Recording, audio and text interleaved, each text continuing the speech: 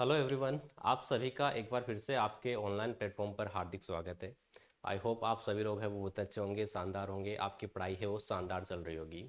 दोस्तों, last class में अपन ने बात की थी पशुपालन से रिलेटेड टर्मिनोलॉजी की, शब्दावली की अपन बात कर रहे थे। कुछ टर्म्स अपन ने लास्ट क्लास में डिस्कस कर लिए थे, जैसे अपन ने देख लिया था चयन क्या होता है। इसके अलावा अपन ने देख लिया था कलिंग या निष्कासन क्या होता है, डी होर्निंग क्या होता है, डिसबर्डिंग क्या होता है, डाउन कवर क्या होता है, कास्टिंग क्या होता है। कुछ ऐसे टर्म्स अपन ने लास्ट क्लास में डिस्कस कर लिए थे। आज की जो अपनी क्लास होगी उसमें जो बाकी टर्म्स है उनके बारे में अपन बात करने वाले हैं। तो चलिए आज की क्लास को अपन स्टार्ट करते हैं। बाकी जो टर्म्स अपने बचे हुए हैं उनके बारे में आज इस क्लास में अपन बात करते हैं। तो सबसे पहले अपन बात करते हैं, जैसे मुर्गी से संबंधित अपन बात कर लेते हैं। hen से संबंधित जो टर्म्स थे अपन ने लास्ट क्लास में डिस्कस नहीं किए थे। एक डी बिकिंग तो अपन ने देख लिया था, तो डी बिकिंग देख लिया था। इसके अलावा जो बाकी टर्म्स है उनकी मैं बात कर लेता हूँ। तो आपने नाम सुना होगा, एक तो केपोनाइजेशन, हिंदी के अंदर मैं लिख देता हूँ केपोनाइजेशन। केपोनाइजेशन सभी ने सुना होगा।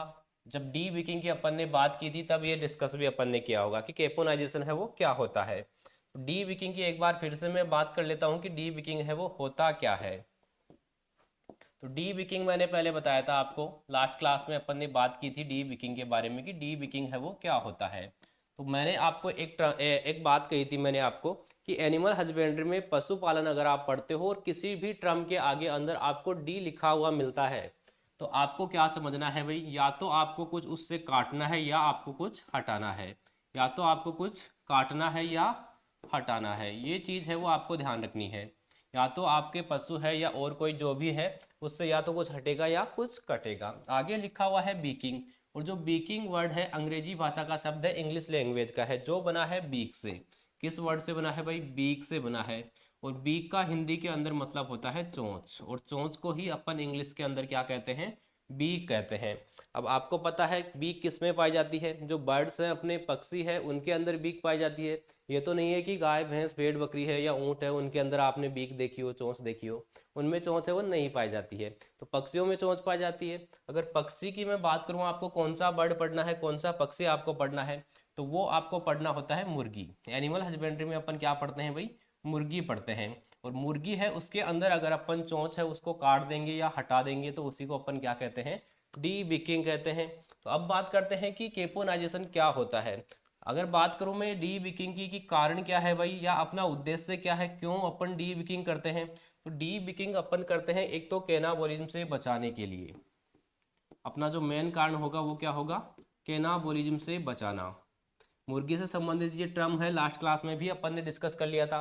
फिर कैनाबोलिज्म की अगर मैं बात करूं तो वो होता है मुर्गियों का एक दूसरे को चोंच मारकर घायल करना। तो उससे बचाने के लिए ही अपन डी विकिंग करते हैं। अपन ने बात की थी कि अपन कितनी बीक काटते हैं, तो अपर बीक है वो 1/4 काटते हैं, लोअर बीक है वो 1/8 काटते हैं, यानी चौथाई भाग ऊपरी बीक का काटते हैं, नीचे वाली का 1/8 पार्ट है वो अपन काट देते हैं, 8वां भाग काट देते हैं। अगर आपने ये लास्ट क्लास में नहीं देखा तो आप लास्ट क्लास को एक बार वापस से रिवाइज कर सकते हो। आज अपन बात करते हैं केपोनाइजेशन की, और केपोनाइजेशन है ये भी मुर्गे से ही संबंधित है भाई, मुर्गियों से ही संबंधित है। अगर मैं बात करूं होता क्या है, तो जो अपने मुर्गी है, सॉरी जो मुर्गा है उसके अंदर अपन करते हैं बदियाकरण। क्या कहोगे आप? बदियाकरण आपको करना है, यानी जो मुर्गा है उसके अंदर अगर अपन बदियाकरण कर देते हैं, उसकी प्रजनन क्षमता है उसको समाप्त कर देते हैं, उसी को क्या कहते हैं अपन? केपोनाइजेशन कहते हैं। तो आप कह सकते हो मुर्गे में बदियाकरण। किसमें बदियाकरण करना है भाई आपको? मुर्गे के अंदर, नर मुर्गे में बदियाकरण करना ही क्या कहलाता है? केपोनाइजेशन कहलाता है। बदियाकरण करने की जो प्रोसेस है उसी को अपन केपोनाइजेशन कहते हैं, इसी प्रक्रिया को केपोनाइजेशन कहते हैं। इसके बाद में जो अपना मुर्गा होगा उसको अपन क्या कहेंगे भाई? जो बदियाकृत मुर्गा होगा उसको क्या कहते हैं? बदियाकृत मुर्गा। तो बदियाकृत जो मुर्गा होगा उसको अपन कहते हैं केपेन। केपोनाइजेशन के बाद में जो मुर्गा होगा उसको क्या कहा जाता है? केपेन कहा जाता है। अब मैं बात करूं कि क्यों करते हैं अपन, ये उद्देश्य क्या है भाई अपना, क्यों अपन ने मुर्गे के अंदर बधियाकरण किया है या उसकी प्रजनन क्षमता है वो समाप्त की है। तो जो मुर्गा है वो अपन पालते हैं मीट प्रोडक्शन के लिए, मांस उत्पादन के लिए। इसके अलावा मुर्गियां अपन अंडे उत्पादन के लिए भी पालते हैं। तो जो मांस के लिए अपन मुर्गे पालते हैं उनमें अपन ये प्रोसेस करते हैं। अगर अपने को उनसे अधिक मात्रा में मांस प्राप्त करना है तो अपन क्या कर देंगे, उनमें बदियाकरण कर देंगे, केपोनाइजेशन कर देंगे, तो उससे जो नर मुर्गा होगा उसकी प्रजनन क्षमता समाप्त हो जाएगी। और प्रजनन क्षमता अगर समाप्त हो जाएगी तो जो प्रजनन में एनर्जी उसकी वेस्ट होती थी अब किस में काम में आएगी, मीट प्रोडक्शन में, मांस उत्पादन में। तो अधिक मात्रा में अपन उससे मांस है वो प्राप्त कर सकते हैं। तो ये आपको ध्यान रखना है केपोनाइजेशन क्या होता है। इसके अलावा केपोनाइजेशन है वो किससे संबंधित है, सीधा भी आपसे पूछा जा सकता है। तो मुर्गे से संबंधित है, मुर्गे में प्रजनन क्षमता को समाप्त कर देते हैं, बदियाकरण करके अपन ये कर देते हैं। इसके अलावा मैं बात करूं कि कौन सा हार्मोन है वो इसमें काम में लेते हैं, तो इसके अंदर एक हार्मोन है वो भी अपन काम में लेते हैं भाई। एक मुर्गी का हार्मोन है डाई इथाइल स्टिल वेस्टोल हार्मोन, उससे अपन प्रजनन क्षमता है वो समाप्त करते हैं। हार्मोन काम में लेते हैं di ethyl still वेस्टोल hormone, still वेस्टोल hormone. ये हार्मोन है वो मादा का है भाई, मुर्गी का हार्मोन है। इस हार्मोन की अपन टेबलेट लेते हैं और मुर्गे की जो गर्दन है उसके नीचे चीरा लगाकर ये टेबलेट रख देते हैं। तो जो मुर्गा है आपका उसके अंदर मुर्गी के कैरेक्टर आ जाएंगे, यानी मुर्गे की प्रजनन क्षमता समाप्त हो जाएगी, मुर्गी वाले कैरेक्टर आ जाएंगे, नर के जो कैरेक्टर है उसके अंदर वो समाप्त हो जाएंगे और वो प्रजनन क्षमता बिल्कुल उसकी समाप्त हो जाती है, जिससे ज्यादा मात्रा में अपने को मीट है वो प्राप्त होगा। तो ध्यान रखना है केपोनाइजेशन क्या होता है। चलिए नेक्स्ट टर्म की अपन बात करते हैं। जैसे आपने नाम सुना होगा, ऑलरेडी आपने नाम सुना होगा, एक तो होता है ब्रॉयलर, आप सभी ने नाम सुना होगा। एक होता है रोस्टर भी, चलो देख लेते हैं। एक होता है रोस्टर, एक होता है ग्रोवर और एक होता है लेयर। लेयर कह सकते हो या लेयर्स आप कह सकते हो। ये वैसे तीन ही कैटेगरी होती है मुर्गियों की, एक होती है ब्रॉयलर, एक होती है ग्रोवर और एक होती है लेयर। लेकिन कभी कभी ये फोर्थ कैटेगरी है वो भी आपको देखने को मिल सकती है, एग्जाम में भी कई बार पूछ लेते हैं। तो चलिए बात करते हैं अपन सबसे पहले ब्रॉयलर की, कि ब्रॉयलर है वो क्या होता है। तो ब्रॉयलर की अगर मैं बात करूं तो मांस उत्पादन के लिए अगर अपन मुर्गियां पालते हैं उन्हीं को अपन क्या कहते हैं भाई, ब्रॉयलर कहते हैं। जिनको खाने के लिए आप पालते हो, मीट प्रोडक्शन के लिए पालते हो, उन्हें अपन ब्रॉयलर कहते हैं। तो ऐसी मुर्गियां जिनको अपन किस लिए पालेंगे, मांस उत्पादन के लिए। शॉर्ट में मैं लिख रहा हूँ, आपको ज़्यादा थ्योरी पढ़ने की आवश्यकता नहीं है। जो एग्जाम में क्वेश्चन जिस प्रकार से आपसे पूछे जाते हैं, क्योंकि ये आपका एक कम्पिटिटिव एग्जाम है, आपको पोर्शन है थ्योरी का, कोई एग्जाम नहीं देना है। आपको जो टर्म्स है, मेन चीजें हैं वो उन पे फोकस करना है। तो सीधा पता चल रहा है कि ब्रॉयलर क्या है, मांस उत्पादन के लिए मुर्गी अगर अपन पालते हैं तो उसी को अपन क्या कहेंगे भाई, ब्रॉयलर कहेंगे। ऐसी मुर्गियां जिनको मांस उत्पादन के लिए पालते हैं। फिर आपसे पूछ लिया, चलो ये तो ठीक है, लेकिन जो ब्रॉयलर होता है या मांस उत्पादन वाली मुर्गियां होती है उनकी उम्र कितनी होती है, किस एज वाली मुर्गियों को अपन ब्रॉयलर कहेंगे। तो उनकी जो उम्र होती है वो होती है 6 से 8 सप्ताह, 6 से 8 सप्ताह। और 6 से 8 सप्ताह में आपसे पूछ लिया कि उनका वजन कितना होगा, कितना आपको उनसे मीट मिलने वाला है। तो इनके वजन की मैं बात करूं कि 6 से 8 सप्ताह में इनका शरीर भार है या वजन कितना होगा, तो वो होता है 1.5 से 2 केजी, 1.5 से 2 केजी इनका वजन हो जाएगा। तो ब्रॉयलर के बारे में आपको सीधा ध्यान रखना है, या आप कह सकते हो कि 6 से 8 सप्ताह की ऐसी मुर्गियां जिनको मांस उत्पादन के लिए पाला जाता है उन्हीं को अपन क्या कहते हैं, ब्रॉयलर कहते हैं। और 6 से 8 सप्ताह में इनका जो वजन है वो हो जाता है 1.5 से 2 केजी। चलिए सेकंड कैटेगरी की मैं बात कर लेता हूं। मान लो आपने मांस उत्पादन के लिए मुर्गी पाली थी, लेकिन आपने उसको 6 से 8 सप्ताह में सेल नहीं किया, आपने उसको नहीं बेचा, आपने उसको ज़्यादा टाइम तक रख लिया। तो मांस उत्पादन के लिए पाली है तो रोस्टर भी क्या होगा, मांस उत्पादन वाली ही मुर्गियां होगी। आपने उनको ज़्यादा टाइम तक रख लिया है, ये भी मांस वाली ही मुर्गियां होती हैं जिनको मांस उत्पादन के लिए पालते हैं। लेकिन इनको अपन कुछ ज़्यादा टाइम रख लेते हैं। तो अगर आपने उनको 6 8 तक आपने देख लिया, 8 से अगर आपने उनको 11 या 12 सप्ताह तक रख लिया, 8 से 11 या 12 सप्ताह तक आपने उनको रख लिया, तो उसी को अपन क्या कह देते हैं, रोस्टर। यानी मांस उत्पादन वाली ऐसी मुर्गियां जिनको अपन 8 से 11 या 12 सप्ताह तक रख लेते हैं उन्हें क्या कहते हैं अपन, रोस्टर कहते हैं। अगर मैं बात करूं कि इनका वजन है वो कितना हो जाएगा, अब टाइम बढ़ रहा है तो ऑब्वियसली बात है कि वजन भी इनका बढ़ेगा। तो इतने टाइम में इनका जो वजन है वो हो जाता है 2.5 से 3 केजी। शरीर भार है इनका बढ़ जाता है और 2.5 से 3 केजी हो जाता है। तो दो कैटेगरी हो गई, ब्रॉयलर और रोस्टर। लेकिन मैंने कहा है कि ये जो कैटेगरी है वो कभी कभी ही होती है, जनरली ये नहीं होती है। चलिए सेकंड की अपन बात कर लेते हैं, ग्रोवर की। तो फर्स्ट अपन ने देखा है ब्रॉयलर मांस उत्पादन के लिए 6 से 8 सप्ताह, तो 8 तक हो गया। 8 के बाद में आपको पता है 9 आता है, तो 9 से 18 या 19 सप्ताह की जो मुर्गियां होती है उन्हीं को अपन क्या कहते हैं भाई, उन्हीं को अपन ग्रोवर कहते हैं, या ग्रोवर प्रबंधन भी इसको कहा जाता है। अगर अपन मुर्गियां हैं वो अंडे उत्पादन के लिए पाल रहे हैं तो उनको बड़ा तो करना पड़ेगा, उनको खिलाना पिलाना पड़ेगा, तो बीच का जो फेज होता है उसी को अपन क्या कहते हैं, ग्रोवर कहते हैं, या ग्रोवर प्रबंधन भी एग्जाम में लिखा हुआ आ सकता है, तो इस प्रकार से भी आपसे पूछा जा सकता है, या ग्रोवर प्रबंधन की उम्र कितनी होती है, या ग्रोवर प्रबंधन क्या होता है। तो 9 से 18 सप्ताह की मुर्गियां, उन्हीं को अपन क्या कहते हैं, ग्रोवर कहते हैं, या ग्रोवर प्रबंधन, उनका अगर आप प्रबंधन करते हो, उनको खिलाते पिलाते हो, उसी को अपन ग्रोवर प्रबंधन कह देंगे। अब 18 के बाद में आपको पता है यहाँ 19 भी हो सकता है, 20 भी हो सकता है, 1-2 वीक है वो ऊपर नीचे एग्जाम में हो सकते हैं, तो इतना आपको सीरियस नहीं लेना है कि 18 ही याद रखूं मैं, 19 भी हो सकता है एग्जाम में, कई बार 20 भी लिख देते हैं। तो लेयर की मैं बात करूं तो जो लेयर्स अपन पालते हैं भाई, वो पालते हैं अपन अंडे उत्पादन के लिए, एग प्रोडक्शन के लिए। सीधा एग्जाम्स में क्वेश्चन पूछा जाता है, मांस उत्पादन के लिए जो अपन मुर्गी पालते हैं उसको क्या कहते हैं, तो उसको कहा जाता है ब्रॉयलर। अगर अपन अंडे उत्पादन के लिए पाल रहे हैं तो उसको क्या कहते हैं, लेयर कहते हैं, या लेयर्स उसको कहा जाता है। तो ये जो मुर्गियां होगी उनकी एज होती है भाई, अपन ने देख लिया 18 सप्ताह तक, तो अपन यहाँ पे आ गए ग्रोवर के अंदर। और 18 के बाद में आपको पता है 19 आता है, तो 19 से 72 सप्ताह की जो मुर्गियां होती है उन्हीं को अपन क्या कहते हैं भाई, लेयर्स कहते हैं। 19 से 72 सप्ताह की मुर्गियां जिनको एग प्रोडक्शन के लिए, अंडे उत्पादन के लिए पालते हैं, उन्हीं को अपन क्या कहते हैं, लेयर्स कहते हैं। तो ये तीनों कैटेगरी हो गई।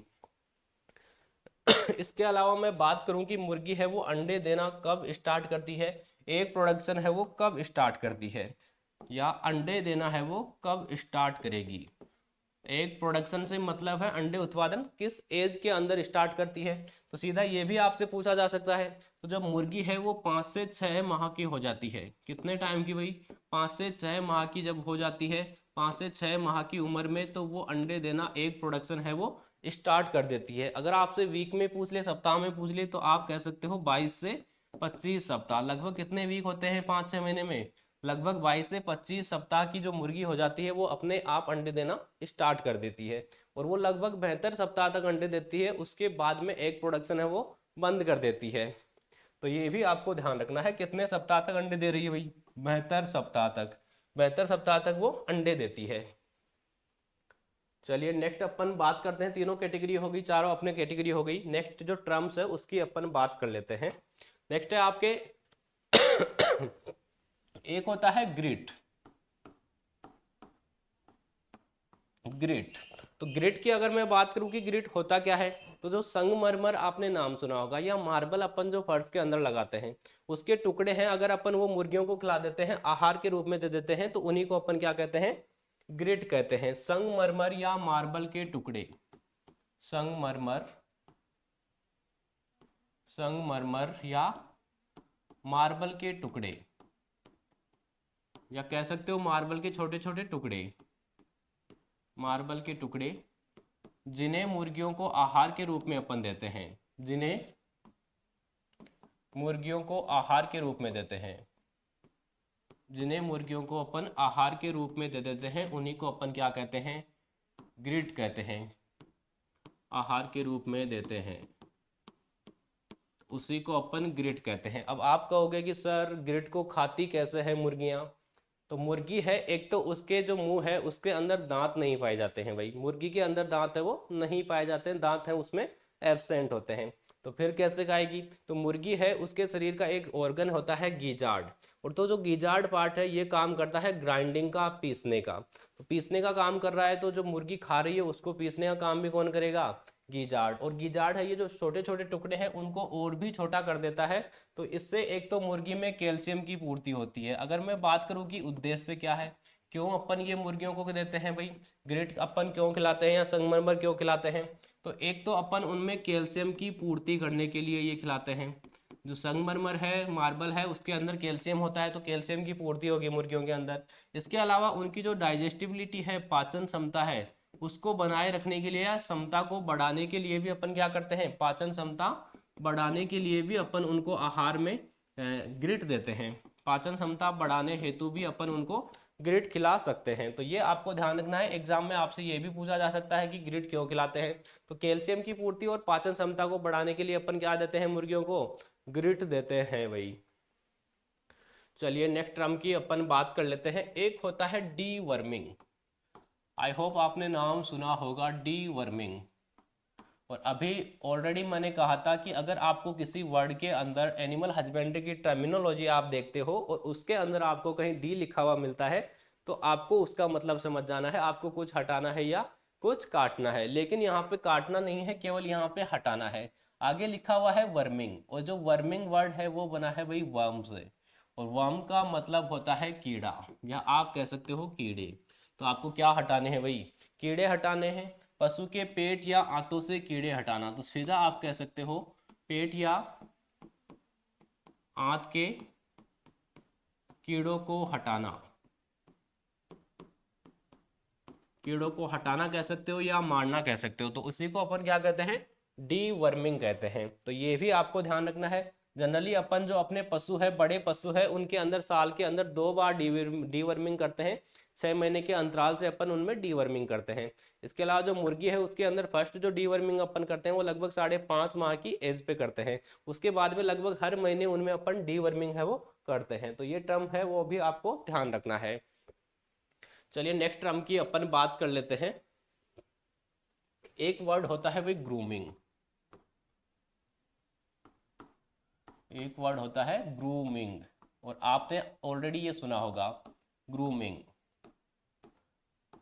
ग्रूमिंग, तो बात करूं कि ग्रूमिंग होता क्या है, तो जो अपने पशु होते हैं अगर उनकी त्वचा को अपन ब्रश से साफ कर देते हैं, आपने सुना होगा कि पशुओं की त्वचा पे खुरहरा करते हैं, तो वही क्या होता है? ग्रूमिंग होता है। अगर आप पशु की त्वचा को ब्रश से साफ कर देते हो तो उसी को अपन ग्रूमिंग कहते हैं। अब इससे एडवांटेज क्या होगा, फायदा क्या होगा? तो आप लोगों को भी पता है ग्रूमिंग करने से एक तो जो पशु है वो आपका हेल्थी होगा, स्वच्छ होगा, बिल्कुल क्लीन आपको दिखाई देगा, उस पर मिट्टी धूल है वो नहीं होगी, साफ सुथरा आपको मिलेगा।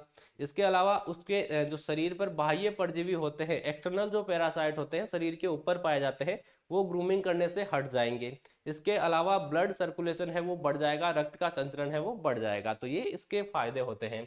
तो डेफिनेशन की अगर मैं बात कर लूँ कि होता क्या है, तो पशु की त्वचा को ब्रश से साफ करना ही क्या कहलाता है? ग्रूमिंग कहलाता है। पशु की त्वचा को ब्रश से साफ करना, ब्रश से साफ करना, उसी को अपन क्या कहते हैं? ग्रूमिंग कहते हैं भाई। इसके अलावा बात करें कि इससे होगा क्या, उद्देश्य क्या है, अपना फायदा अपने को क्या होने वाला है, तो इससे एक तो जो पशु है वो स्वच्छ होगा, बिल्कुल क्लीन आपको मिलेगा, साफ सुथरा मिलेगा। इसके अलावा स्वच्छ पशु के साथ साथ में उसके अंदर बाह्य जो परजीवी है वो भी अपन क्या कर सकते हैं? हटा सकते हैं। बाह्य परजीवी है उनको अपन शरीर से हटा देंगे। रक्त संचरण है उसका बढ़ जाएगा, रक्त संचरण बढ़ जाता है। तो ये सारी चीजें हैं इससे होती है, तो ये इसके एडवांटेज हो गए या उद्देश्य आप कह सकते हो। तो ध्यान रखना है ग्रूमिंग क्या होता है। पशु की त्वचा को अगर ब्रश से साफ कर दोगे तो उसी को अपन ग्रूमिंग कहते हैं भाई। चलिए नेक्स्ट अपन बात करते हैं, जो नेक्स्ट टर्म है अपना, आपने ये 2 वर्ड सुनेंगे। एक तो होता है भाई बदियाकरण, अभी अपने आया था केपोनाइजेशन के टाइम में अपन ने बात की थी। एक होता है बदियाकरण और एक होता है नसबंदीकरण, सभी ने सुना होगा बदियाकरण और नसबंदीकरण। अगर मैं बात करूं बदियाकरण की, तो बदियाकरण है इसका जो इंग्लिश नेम है वो भी आपसे एग्जाम में हिंदी में लिख के पूछा जा सकता है। बदियाकरण है ये होता है कास्ट्रेशन। कास्ट्रेशन, तो जो कास्ट्रेशन है इसको हिंदी के अंदर लिख के भी आपसे एग्जाम में पूछा जाता है, क्योंकि आजकल इसी प्रकार की जो क्वेश्चन है वो एग्जाम में ज्यादा पूछे जाते हैं। तो बदियाकरण की अगर मैं बात करूं तो इसमें जो नर पशु होता है उसके अंदर प्रजनन क्षमता को अपन बिल्कुल समाप्त कर देते हैं। जैसे मान लो अगर मैं बात करूं, प्राथमिक जो जनन अंग होता है नर पशु का वो होता है टेस्टिस, या आप कह सकते हो वर्षण। तो इसके अंदर जो नर पशु है उसके जो वर्षण है उसको या तो अपन क्या कर देते हैं, वर्षण को या तो अपन निकाल देते हैं या उसको निष्क्रिय कर देते हैं। वर्षण है उसको अपन ने या तो ऑपरेशन किया अपन ने और उसको निकाल दिया, अगर अपन उसको निकाल नहीं रहे तो उसको अपन निष्क्रिय कर देंगे, अनफंक्शनल कर देंगे, या वो किसी काम का नहीं रहेगा, ऐसा अपन उसको बना देंगे। तो उसी प्रोसेस को अपन क्या कहते हैं भाई? बदियाकरण कहते हैं। तो डेफिनेशन में आप कह सकते हो कि जो नर पशु है उसमें प्रजनन क्षमता समाप्त करना, या नर पशु में वर्षण को निकालना। क्या करना? वर्षण, या इंग्लिश में कह सकते हो टेस्टिस। नर पशु में वर्षण या टेस्टिस को निकालना या निष्क्रिय करना, या अनफंक्शनल भी कर सकते हो, निष्क्रिय भी आप कर सकते हो, निष्क्रिय करना, उसी को अपन क्या कहते हैं भाई, बधियाकरण कहते हैं, कास्ट्रेशन कहते हैं। फिर बात करते हैं कि इससे अपने को फायदा है वो क्या होता है, क्यों अपन ऐसा करते हैं। तो इससे होगा क्या कि जो नर पशु होगा उसकी जो प्रजनन क्षमता है वो बिल्कुल समाप्त हो जाएगी, यानी वो प्रजनन नहीं कर पाएगा, प्रजनन क्षमता बिल्कुल समाप्त हो जाती है। और अगर प्रजनन नहीं कर पाएगा तो जो प्रजनन में उसकी एनर्जी वेस्ट होती है वो आप किस काम में ले सकते हो, मांस उत्पादन में, अधिक मांस उत्पादन में आप काम में ले सकते हो। उद्देश्य अपना क्या हो जाएगा, या तो अगर अपन पशु है वो मांस उत्पादन के लिए पाल रहे हैं तो अपने को उनसे मांस है वो अधिक मिलेगा, हाई क्वालिटी में मिलेगा, क्वालिटी भी उसकी अच्छी होगी। इसके अलावा अगर अपन बैल हैं, पहले जो एग्रीकल्चर वर्क करते थे वो अपन करते थे बैलों से, तो कृषि कार्य आपको करवाने हैं या भार आपको उठवाना है पशुओं से, तो वो कार्य करवाने के लिए भी जो बैल होते हैं, या आपने देखा होगा जो अपने बकरा होता है, बक जिसको कहते हैं, तो उसके अंदर भी अपन ये बधियाकरण प्रोसेस करते हैं, बक से ज्यादा मात्रा में मीट प्रोडक्शन के लिए। इसके अलावा जो बुल है उनसे कार्य करवाने के लिए अपन उनमें बधियाकरण कर देते हैं। तो तो ये इसका उद्देश्य हो गया, अधिक मांस उत्पादन। इसके अलावा उससे कृषि कार्य अपने को करवाने हैं उसके लिए अपन क्या कर सकते हैं भाई, बधियाकरण कर सकते हैं। तो ये आपको ध्यान रखना है, इसमें प्रजनन क्षमता है वो भी बिल्कुल समाप्त हो जाती है। अगर मैं बात करूं कि बधियाकृत जो बुल होता है उसको क्या कहते हैं, बधियाकृत बुल है उसको क्या कहते हैं, तो बधियाकृत जो बुल है उसको कहा जाता है भाई बुलक, क्या कहते हैं उसको, उसको बुलक कहते हैं। इसके अलावा बधियाकृत जो रेम होता है या बक होता है, रेम होता है भाई शिप का जो नर हो, भेड़ है उसका जो नर होता है उसको अपन रेम कहते हैं, और बक अपन कहते हैं जो गोट है, बकरी है, उसका जो नर होता है उसको बक कहते हैं। तो अगर इनके अंदर आप बधियाकरण कर दोगे तो उसको अपन कहते हैं वीडर, बधियाकृत किए हुए रेम या बक को अपन क्या कहते हैं, वीडर कहते हैं। तो ये भी आपसे एग्जाम में है वो पूछा जा सकता है। तो ये तो हो गया बधियाकरण। दूसरा होता है नसबंदीकरण, उसकी अपन बात कर लेते हैं कि नसबंदीकरण है वो क्या होता है।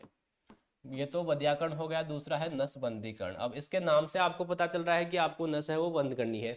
अगर बात करूं कि कौन सी नस बंद करनी है, तो इसमें अपन कौन सी नस बंद करते हैं भाई, शुक्र वाहिनी। जो नर पशु है उसके अंदर शुक्र वाहिनी है उसको अपन काट कर अलग करके बांध देते हैं, शुक्र वाहिनी को काट कर अलग करके बांध देते हैं, अलग करके बांध देते हैं, उसी को अपन क्या कहते हैं, नसबंदीकरण कहते हैं। इस मेथड से होगा क्या, जो नर पशु होगा उसके अंदर प्रजनन क्षमता समाप्त नहीं होगी, जबकि अपन जो बधियाकरण करते थे उससे प्रजनन क्षमता समाप्त हो जाती है, इसमें प्रजनन क्षमता समाप्त नहीं होती, प्रजनन क्षमता समाप्त नहीं होती। ये जो नर है वो प्रजनन तो कर सकता है, लेकिन जो मादा पशु है उसको गर्भित नहीं कर सकता, क्योंकि अपन ने क्या कर दिया है, इसकी जो शुक्र वाहिनी थी उसको काट कर अलग करके अपन ने बांध दिया है। जैसे मान लो ये नर पशु है, उसके अंदर शुक्र वाहिनी थी, शुक्र वाहिनी को आपने बीच में से काटा और काट के आपने उसको अलग करके बांध दिया। अब जो नर पशु है उसके अंदर सीमन का फॉर्मेशन तो होगा, लेकिन जो उसका सीमन होगा उसके अंदर क्या नहीं होंगे भाई, शुक्राणु नहीं होंगे, शुक्र वाहिनी के थ्रू ही तो शुक्राणु आएंगे, तो उसके अंदर शुक्राणु ही नहीं होंगे। तो नर पशु है उसमें वो प्रजनन तो कर सकता है, लेकिन बिना शुक्राणु के मादा पशु को गर्भित नहीं कर सकता है, यानी प्रजनन करेगा लेकिन मादा पशु को गर्भित नहीं कर पाएगा। तो ये भी आपको ध्यान रखना है, मादा पशु को गर्भित नहीं कर सकता।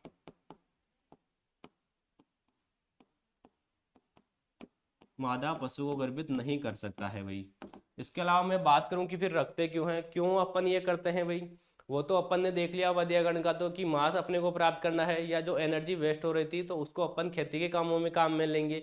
अपन ये क्यों करते हैं, तो इस प्रकार का जो बुल होता है उसकी मैं बात कर लेता हूँ। नसबंदीकृत जो बुल होता है वो क्या कहलाता है, नसबंदीकृत जो बुल है उसको अपन कहते हैं भाई टीजर बुल, उसको कहते हैं टीजर बुल, या आप कह सकते हो उत्तेजक नर, उत्तेजक नर। और ये जो टीजर बुल होता है, जो नर एनिमल होते हैं उसके अंदर एक स्पेशल कैपेसिटी होती है कि ये जो फीमेल पशु है उनके अंदर हीट को डिटेक्ट कर सकते हैं, मध्यकाल है उसको पहचान सकते हैं, यानी कौन सा पशु हीट के अंदर है उसको ये डिटेक्ट कर लेते हैं। तो जैसे ही ये डिटेक्ट करेंगे उस पशु पे ये माउंट करेंगे और अपन क्या करेंगे, टीजर बुल है, जैसे आपके पास में गाय भैंस भेड़ बकरी जो भी है, एक ग्रुप है आपके पास में, उनके साथ में आपने एक नसबंदीकृत किया हुआ नर रख लिया और उसकी चेस्ट पे आपने लगा दिया कलर, कोई भी आपने कलर लगा दिया। अब वो क्या करेगा, उत्तेजक नर है यानी जो भी फीमेल होगी, फीमेल एनिमल है, उसके अंदर हीट को वो डिटेक्ट करेगा कि कौन सी पशु है वो हीट में है मध्यकाल में है, और जो भी पशु है वो हीट में होगी, मादा पशु हीट में है, तो उस पर वो माउंट करेगा और आपने उसके लगा रखा है कलर। जैसे ही माउंट किया उसने, वो जो कलर है उसकी पीठ पे लग जाएगा जिस पशु पे उसने माउंट किया है, और आपको पता चल जाएगा कि कौन सा पशु हीट के अंदर है। और आप उसमें या तो कृत्रिम गर्भाधान करवा सकते हो, या जो भी सिलेक्टिव आपको मेटिंग करवानी है, कोई अच्छी क्वालिटी का बुल है उससे आपको प्रजनन करवाना है तो आप वो करवा सकते हो। तो ये इसका फायदा होता है। तो बात करें कि टीजर बुल है वो रखते क्यों हैं, इससे अपने को क्या फायदा होगा, तो ये रखते हैं अपन मादा पशुओं में मध्यकाल का पता लगाने के लिए। मादा पशुओं में हीट भी कह सकते हो, हीट या मध्यकाल, मादा पशुओं में हीट या मध्यकाल का पता लगाने के लिए, पता लगाने हेतु। तो ये बात हो गई भाई अपने नसबंदीकरण की। तो दोनों चीजें अलग अलग है, आपको ध्यान रखना है। बधियाकरण क्या होता है, नसबंदीकरण क्या होता है। तो बधियाकरण में अपन बिल्कुल प्रजनन क्षमता समाप्त कर देते हैं, जो नर पशु है उसके वसन को या तो निकाल देंगे या उसको निष्क्रिय कर देंगे, नर पशु है वो प्रजनन ही नहीं कर पाएगा। और उस प्रकार का जो बुल होता है उसको अपन कहते हैं बुलक, और अगर अपन रेम और बक में करते हैं तो उसको वीडर कहते हैं। उसका जो अपना मेन उद्देश्य होता है वो ज्यादा मात्रा में मांस प्राप्त करना होता है। इसके अलावा अगर अपने जो बुल हैं उनसे खेती के काम करवाने हैं, बाहर उठवाना है, तो भी अपन उनमें बधियाकरण कर देते हैं। दूसरा नसबंदीकरण है, नसबंदीकरण में केवल शुक्रवाहिनी को काटकर अलग करके बांध देते हैं। नर पशु में प्रजनन क्षमता समाप्त नहीं होती है, ये प्रजनन तो कर सकता है लेकिन मादा पशु को गर्भित नहीं कर सकता, क्योंकि शुक्रवाहिनी काट दी, शुक्राणु नहीं होंगे। और इस प्रकार का जो बुल होता है उसको अपन कहते हैं टीजर बुल या उत्तेजक नर कहते हैं, जो मादा पशुओं में ही डिटेक्शन के लिए, मध्यकाल का पता करने के लिए अपन काम में लेते हैं। तो ये कुछ टर्म्स थे, जो बाकी के अपने टर्म्स बच गए थे उनमें ये टर्म्स थे। तो अपनी जो टर्मिनोलॉजी है एनिमल हस्बेंड्री की वो लगभग कंप्लीट हो चुकी है। नेक्स्ट क्लास में अपन एक नया टॉपिक लेंगे, तब तक के लिए थैंक यू।